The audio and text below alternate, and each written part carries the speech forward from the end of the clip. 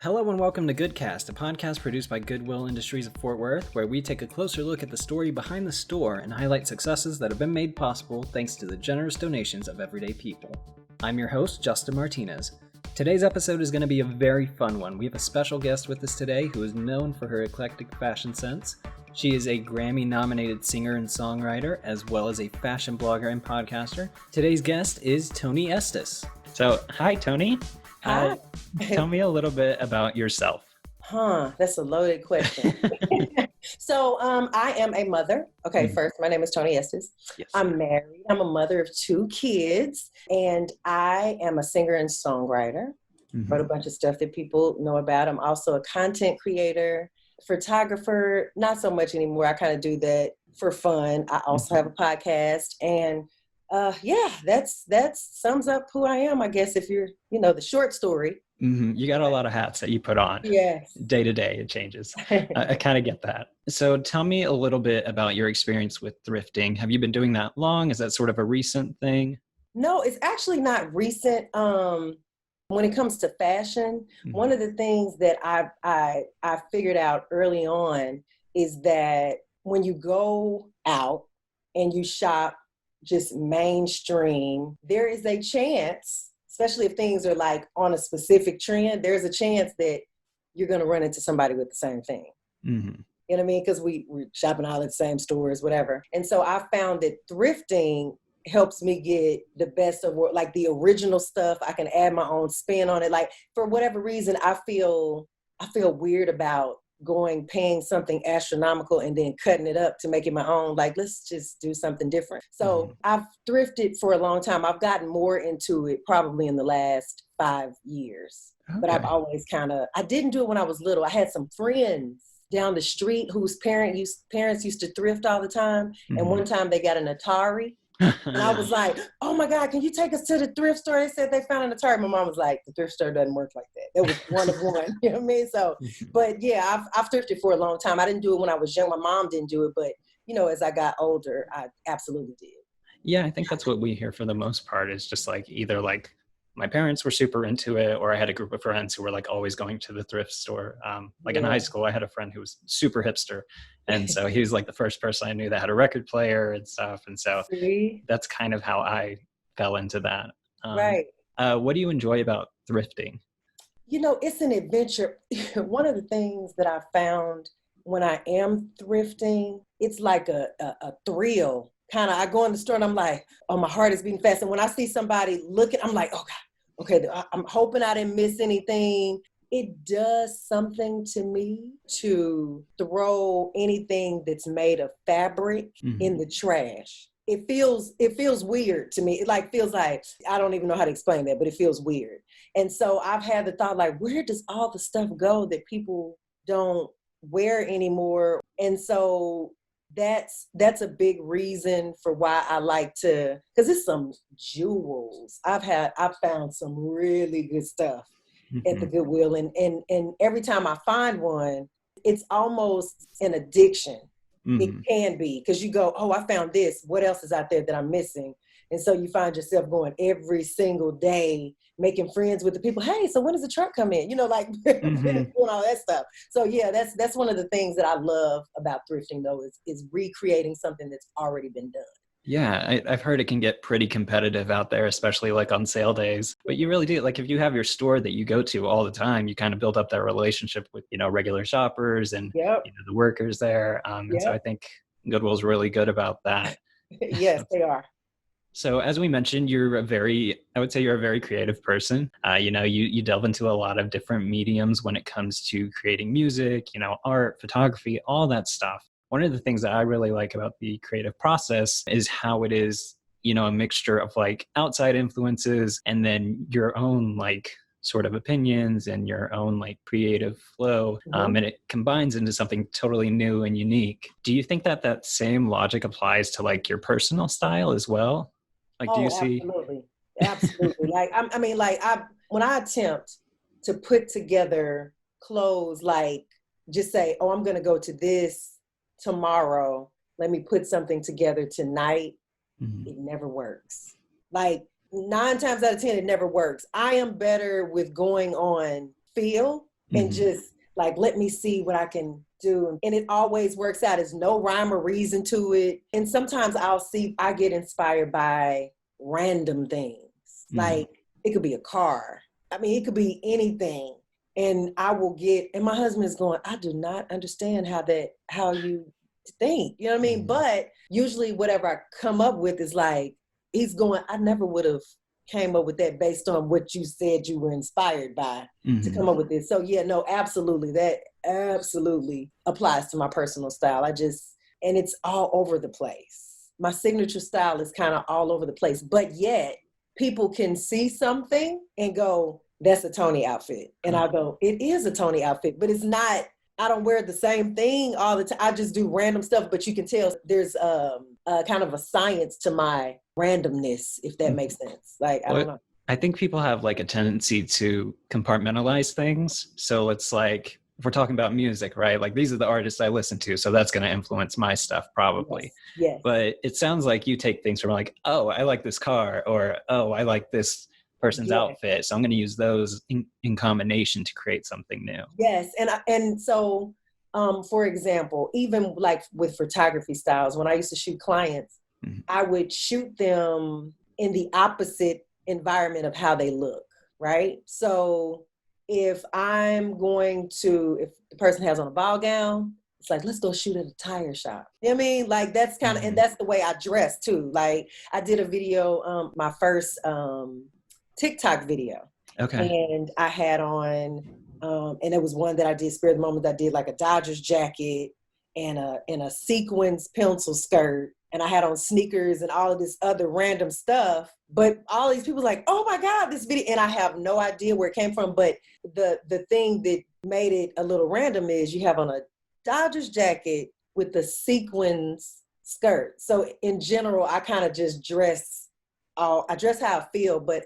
typically it's a mixture of vibes and, I'm going to a party on the bottom and a baseball game on top. Like, so, Hmm. and so I think it's just kind of the way I'm wired, because I look at other artists, and so even when I hear music and I hear different people sing different songs, like it's just amazing to me that you can take one song and give it to 10 artists, and everybody's interpretation of it is going to be different. Like they're all going to, and I'm amazed by that. It's like, oh my God, that was so dope. I never would have thought to do that. That's the great part of being an artist. So I do think that there's a certain personality type that it takes to put certain things together. Hmm.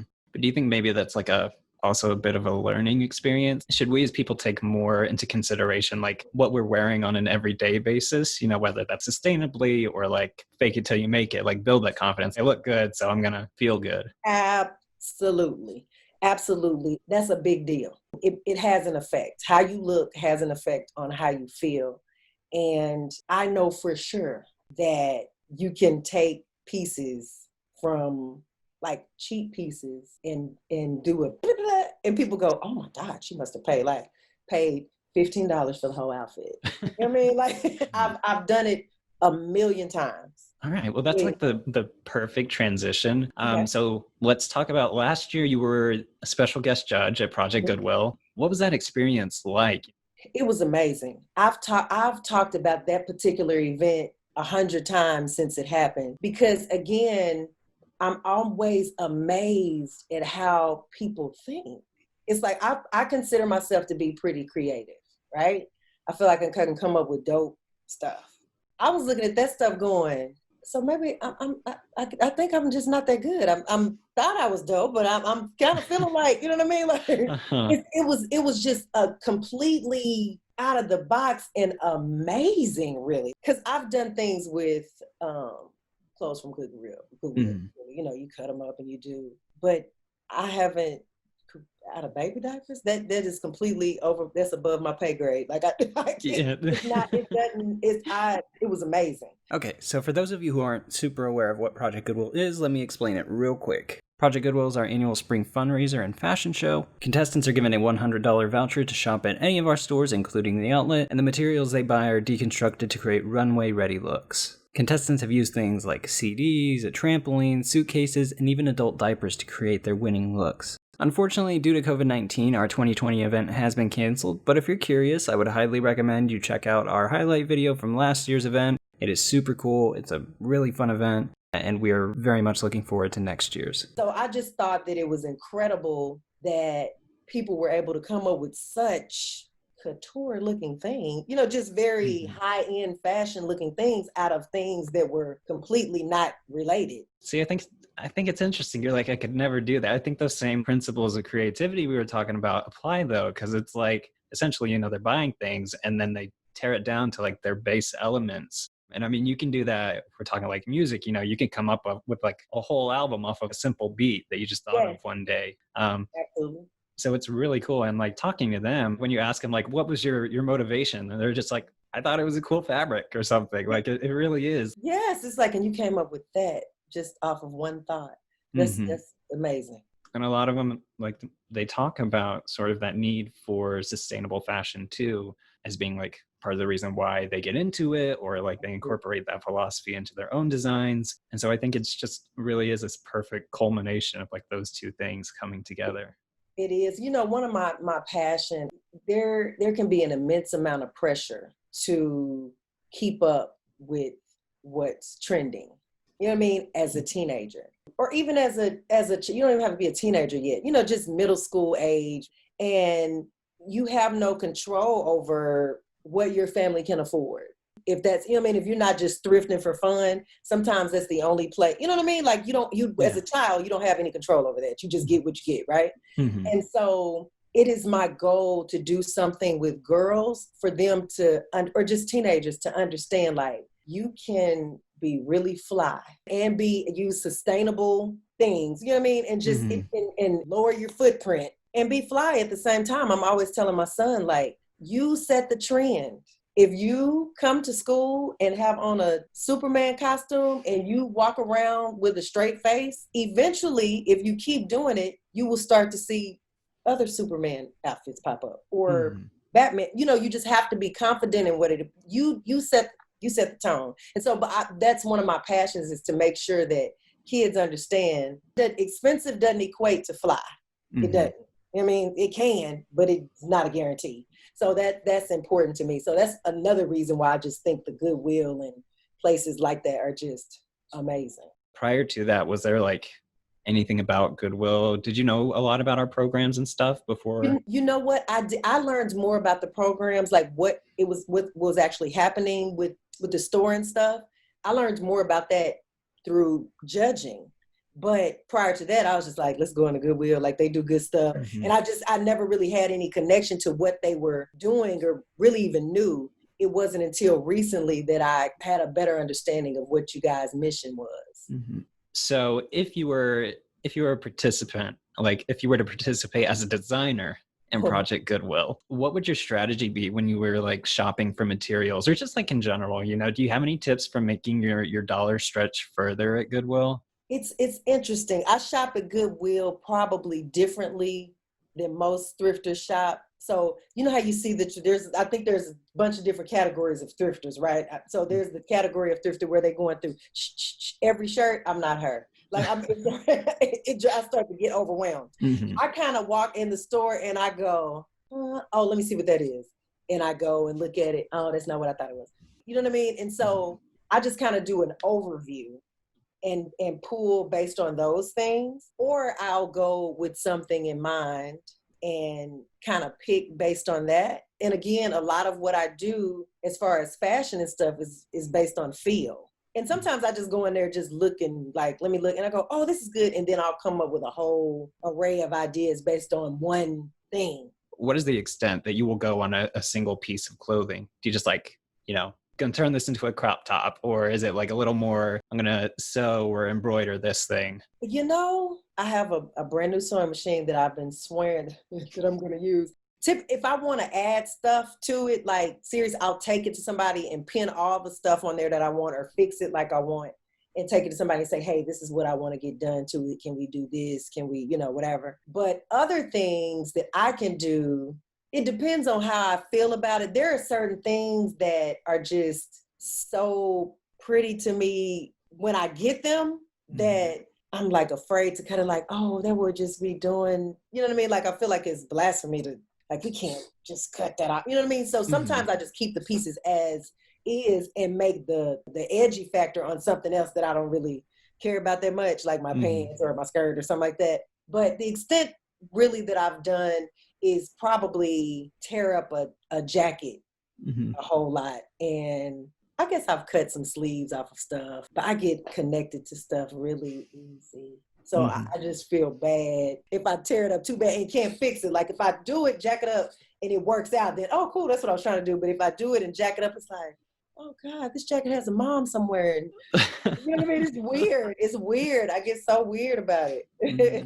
it. I think to that, I would say that, like, for the most part, we're all primarily stuck at home still. I think there's probably no better time than to like start those hobbies or start learning those skills. And then if you're using Goodwill as like your source for like materials, at least you got it on a discount. So like That's even what if I'm you mess it saying. up, like. Yeah, exactly. You don't feel so bad. It's like, okay, it was 50 cents. You can get over 50 cents. You know what I Mhm. mean? So yeah, no, you're right. You're right. That's a good place to kind of start an experiment opposed to cutting up stuff that's. Mhm. Have you ever wondered how much gets donated to Goodwill each year? Or noticed how often a store's inventory can change throughout the week or even a day? In 2019, over 52 million pounds of donations were brought to our stores and donation centers, with 89% of that being diverted from landfills through recycling and resale. That's an impressive amount of clothes. Almost as impressive as the 53 million pounds of donations that have been sitting in the back of my trunk for the past 3 months. It's okay, it happens to all of us. Let's talk a little bit about your social media because I think like that's probably where people can find like the best sense of your style. And you talked about it a little bit with other people's photography, but when you're going to like photo and outfit, do you prefer to take those pictures with backgrounds that like complement it or contrast it, like make it stand out more? It depends on what it is, but probably like a Hmm. mixture, like somewhere in the middle. Somewhere in the middle I like to be most of the time. It's rare that I have a white background. Hmm. I mean, or a solid background. Like, because if I have on a crazy outfit, I don't want to jump on a crazy background that people dizzy. But I just kind of try to, again, feel what I think Hmm. it's supposed to look like. So talking about your Instagram and sort of your brand, you're also like you're very proud to be a mother, and I think that's an awesome thing. Your kids are often like featured on your Instagram. How old are they? 11 and 9. You're often like featuring their successes and their interests in arts and music. You also post like family outfits and stuff. It seems like in your family that thrifting and fashion kind of go hand in hand. Are things like sustainability or recycling something that you have to teach them, or do you find that like kids these days kind of have a grasp on it? Kids these days have a grasp on it. They learn about it in school. As a matter of fact, and if you ever have kids or you have nieces and whatever, you will figure out that they keep you on top of it. They keep me on top of it. Like my daughter was going through this thing where she was just refused to drink out of a straw. She was like, I don't, that's this gonna kill the turtles. It was like this whole thing that they had. And I was going, what just whatever. And so Mhm. she's keep me on. If I slack a little bit, they're like, we gotta make sure that we're doing, they have a good, very good grasp on recycling and water use and all of that stuff. So they hold me accountable if I'm doing too much. Do you see that in like their friend groups as well?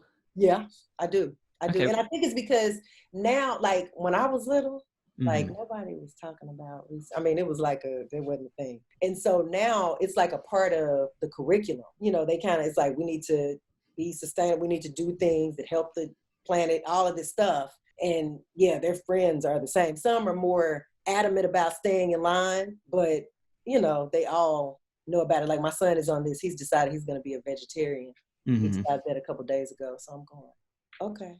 Like, I mean, like, I think it's amazing. I just Hmm. don't know. I was like, who's gonna cook? I'll do it. It's like, okay.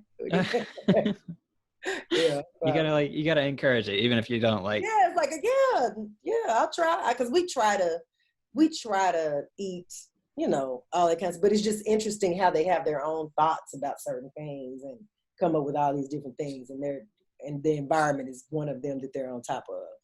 The growing popularity of thrifting and resale can be seen in numbers too. According to global data market sizing information, resale markets have grown 21 times faster than the retail apparel market over the past 3 years. Most of that can be attributed to an increase in consumer concerns with recycling and ethics in fashion, especially in younger shoppers.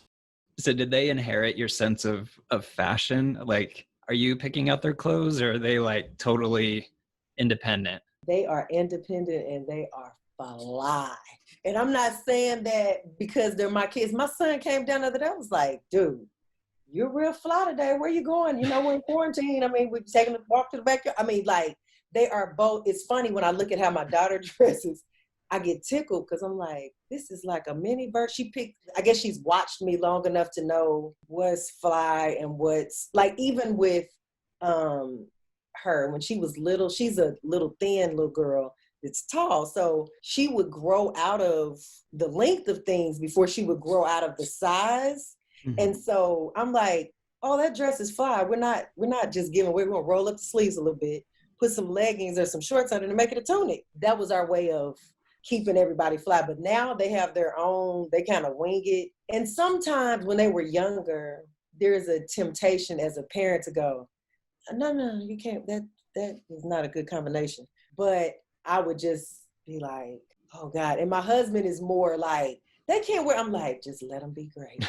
I know it looks crazy because it looks crazy to me. Mm-hmm. Just let them, and now they're kind of, they're fly. And they do it on their own. They do it on their own.